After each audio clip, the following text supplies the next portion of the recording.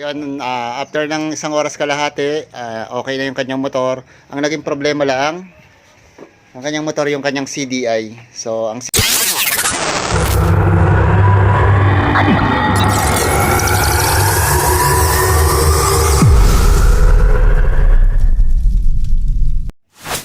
Motor Star Nices, no home service tayo mga ka-workshop. Ang problema, walang kuryente.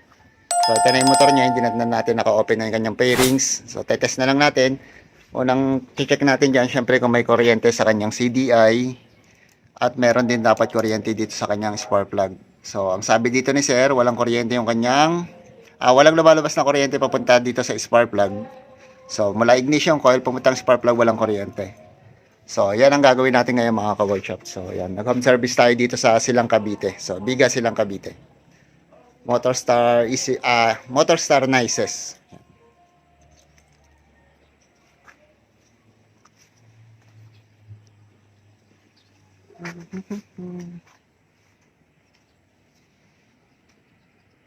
So, susi nga natin, sir.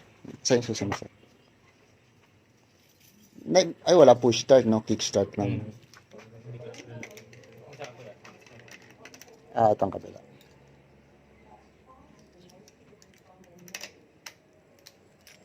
So, may panel gauge naman. May ilaw naman sa panel gauge. So, subukan natin dito.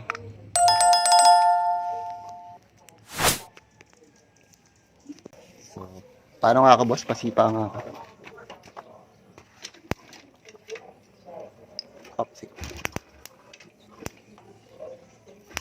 So, may kuryente naman siya.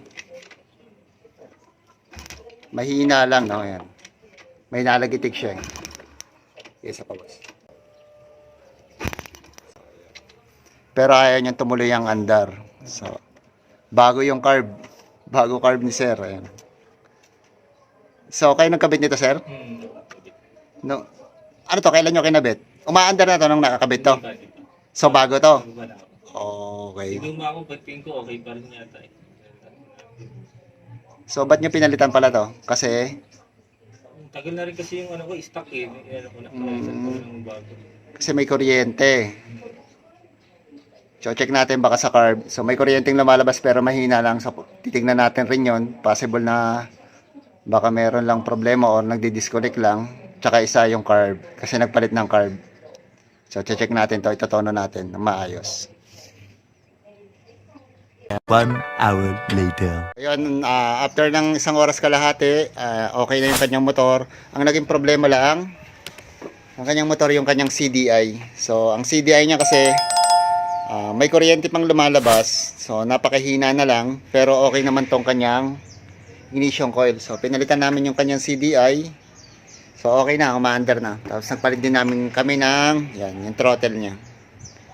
So, okay na yung kanyang motor. One kick start na agad. So, ayan. On natin. So, naka-on.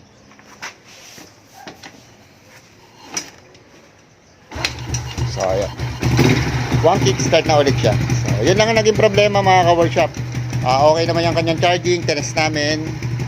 Tapos, additional lang ng ito, ilaw na to, wall E. Tapos, sinayos ko lang yung mga wire kasi nagkakaroon din ng grounded. Nilagyan natin ng tape. Sinilid natin ng maayos. Yan, okay na ulit mga ka-workshop. Ayos na, pwede na ulit pang service sa Sir. So, ayan si Sir. Thank you, Sir. Thank you.